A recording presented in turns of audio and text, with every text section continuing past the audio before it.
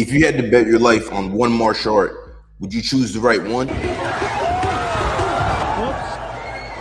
Today, I'm breaking down the top 5 martial arts you need to learn based on real-world effectiveness, self-defense, and dominance in combat sports. But stick around, because number 1 might actually save your life, and it's not what most people think.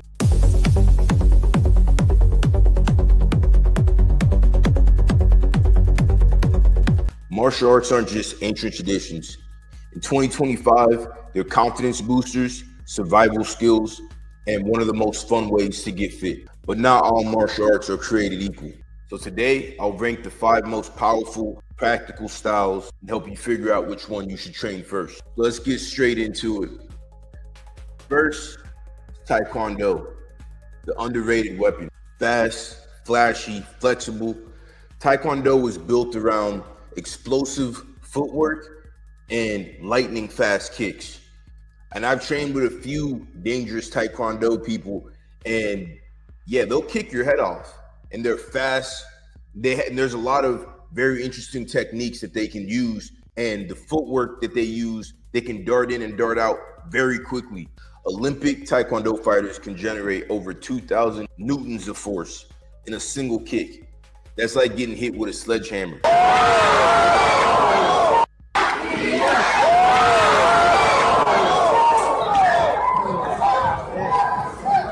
Taekwondo is an amazing, deadly martial art. But just as so many things that are really good, like your favorite band when they go corporate and they get watered down, same thing happened to Taekwondo. Now you have 8-year-olds with black belts. But Taekwondo is supposed to be one of the most deadliest martial arts. So they're basically, if you're gonna train it, you need to go to somewhere that they're focused on competition and they're focused on sparring and contact. If you're really trying to learn Taekwondo for self-defense and how to truly fight, not just forms and stuff like that, you need contact sparring. And all the high-level, dangerous Taekwondo fighters all come from competition Taekwondo.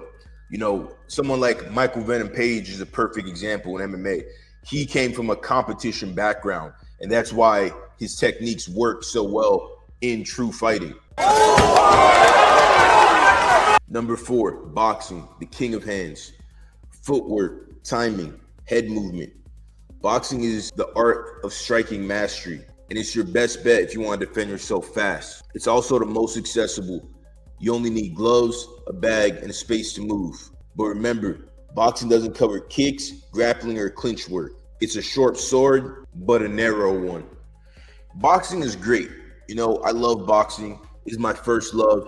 It's the first thing I learned in my training. We used to go on the street, put the gloves on and just throw hands, with everybody in the neighborhood. And if you're gonna learn martial arts, or if you're gonna get into a fight and you want to defend yourself, you need to know how to throw hands. You need to know how to slip punches. You need to know how to have a proper guard. You need to learn range control. And boxing is great for that. But the problem is, if you only know boxing, when someone goes and they go to kick your head off, you're gonna have issues. When they go to kick your legs, you're gonna have issues. So if you're trying to really be able to do self-defense, and when we're looking at what's the best martial art, you can't just have only boxing. As far as what boxing is known as today, the sport of boxing. Boxing is actually the most oldest combat sport. Boxing and wrestling are the most oldest combat sports. The ancient Greeks, the ancient people in Greece used to do boxing, and it's well documented. In Pancrase, very well documented. So, boxing is an incredible martial art, and it's something that you must have, but you need to have a little bit more if you're really trying to be out here defending yourself and you get into a real life scenario. What if someone has a weapon? What are you gonna do? You're gonna box them? You know what I'm saying? What if someone goes to take you down? How are you gonna box off your back? So that's my issue with boxing. But boxing is an incredible martial art that you must have, particularly the footwork. And the defensive tactics are really, really important for me in boxing. You know, knowing how to slip a punch, knowing how to evade, and knowing how to move your feet and just dodge. And you know what I'm saying? Those are the great things about boxing. To me, those are the most important things. Like, let's say you get into an altercation with somebody and all you have is boxing. You know, if you have an understanding of range, you can do a lot. If you understand range good enough, you can kind of get away from a wrestler. If you understand range good enough with boxing, you can defend yourself with someone who has a knife. You know, you can get away from them. You know, range control is one of the most important things to know in martial arts, and that's why boxing is one of the best martial arts you can learn for self-defense. And that brings us to number 3, kickboxing and Muay Thai, the art of 8 limbs. The head kick, one of the most brutal strikes in all of martial arts and all of self-defense. This is your boy right here getting head kicked, you know, back in the day. I remember the first time I got truly head kicked, and I still have a scar to this day on my eye from training getting head kicked. But when I got head kicked, I was like, damn, I need to learn this ASAP, because it's just such a great move, you know. And it's such a great move because there's so many different ways to land it, and when it lands, it can wrap behind the head, jarring the person. The head kick is such a great move. And that's the thing about kickboxing and Muay Thai. It's more complete than boxing, especially in the clinch. It's absolutely ruthless because of the knees and elbows. Elbows are devastating inside the clinch. Training kickboxing or Muay Thai, you're gonna gain incredible stamina, mental toughness, and striking ability. You're gonna have a more, like, for example, I was thinking of this the other day. If someone came at me with a knife, right? You cannot really be too close to them. The longest limb on your body is your legs. So something like a teep kick, a push kick with someone who has a weapon would work very well. You know, someone comes at you with a knife and you don't have a choice of getting away. Your best weapon is gonna be your legs. You know, so you kick. That's where kickboxing and Muay Thai come into play. It's more complete than boxing. The only weakness is there's no groundwork. But as far as striking goes, a good kickboxer is an absolute beast, a beast, you know. Fun fact, Thai fighters start fighting at the age of 6 and sometimes have over 300 fights by the time they retire. And there's a multiple high-level kickboxers and Thai fighters in ONE FC like this. There's guys like Super League, where there's Rod Tang.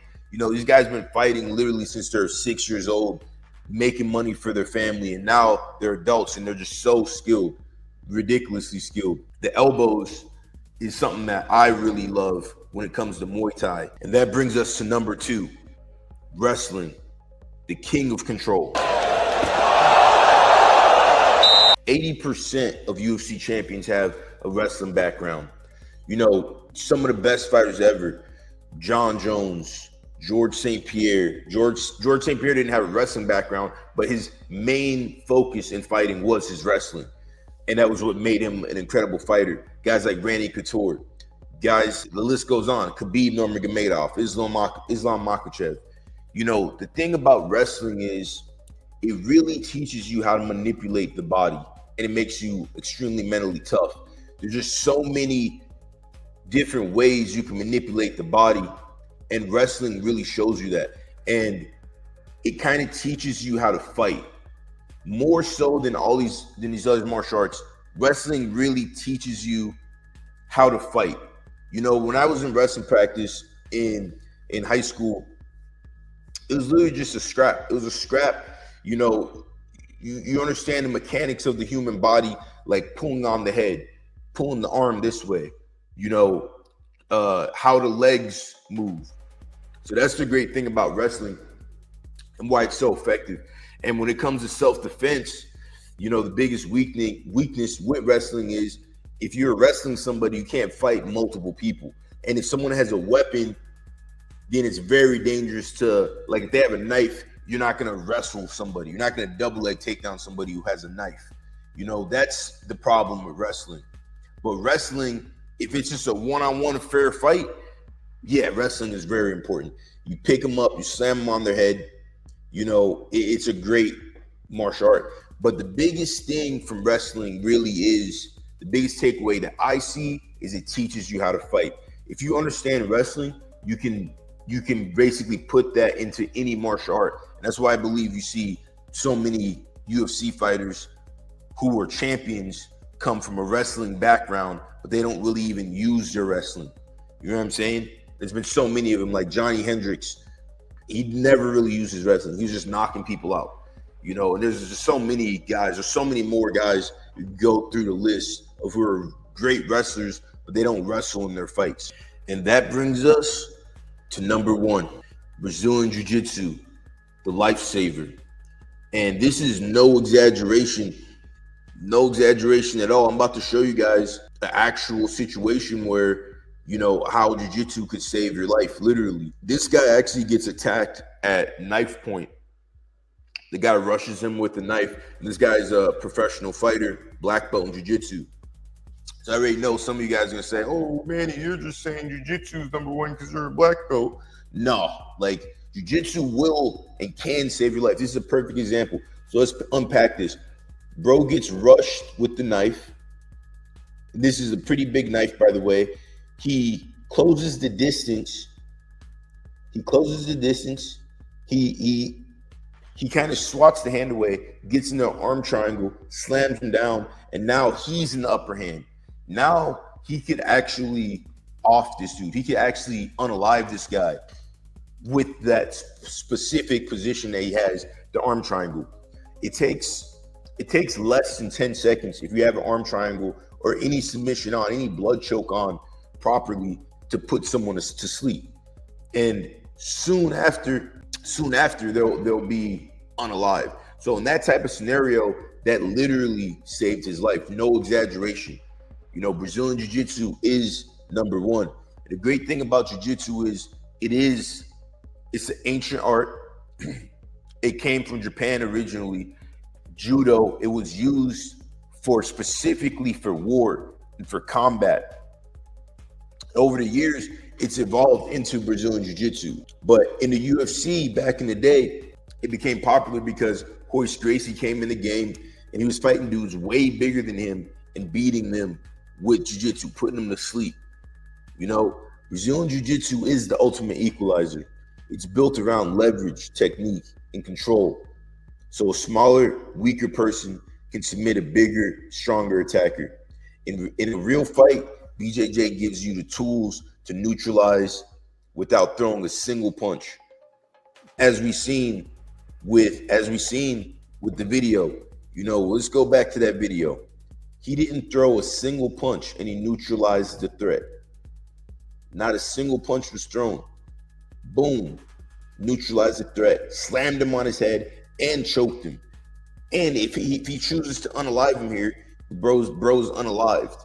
You know what I'm saying? So that's the power of Brazilian Jiu-Jitsu. That's why police forces and military around the world use it. It's not perfect. It doesn't cover striking, but when things hit the ground, it's the best art you can use. And if you learn Jiu-Jitsu from a good instructor, you're going to learn striking at the same time you're learning the groundwork. There's a very big difference between sport Jiu-Jitsu and just real life, day-to-day combat Jiu-Jitsu.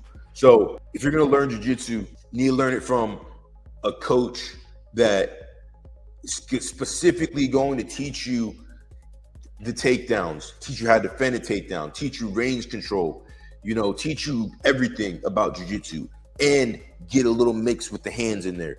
But Jiu-Jitsu is so great because you've seen it so many times in self-defense scenarios. You can subdue the person without hitting them. You can break their limbs. You can choke them to sleep. You can unalive them. It's a very powerful tool. It's by far, if you have Jiu-Jitsu and you're good at Jiu-Jitsu, it's such an advantage, and it is the number 1 martial art. And 90% of street fights or fights to the death are going to end up on the ground. If you're just going hand-to-hand combat with somebody, more than likely you're going to end up on the ground. You know, especially if it's a real dirty fight where you're fighting for your life, you're going to end up on the ground, guaranteed. So you need to understand and know how to break someone's arm, how to break someone's leg, how to put them in a choke, how to reverse position. The martial art you choose can shape your body, your mind, and maybe even one day save your life. And that's no exaggeration. You know, people say, oh, well, why would I need to train martial arts? I have a CCW. Well, sometimes you're not going to have that on you, and you need to know how to do it. So this will shape your body, your mind, and potentially save your life or your loved one's life. So now it's your turn. Which of these 5 would you start with and why? Drop a comment below and learn to fight.